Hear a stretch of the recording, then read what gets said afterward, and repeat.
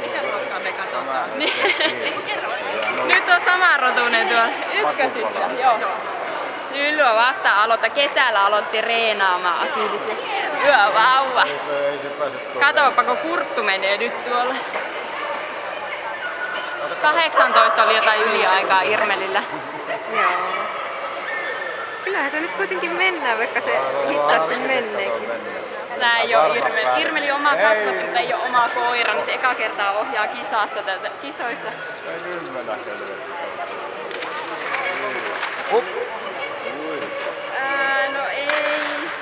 Niin, että jotkut tietenkin voi ehkä, kun Maksessa löytyy niitä porteisvalioita, niin ne on sitten semmosia, että niitä on helpompi ohjata niinkin, mutta joo, tämmöstä se Lyllyä ei vois kukaan muu vie.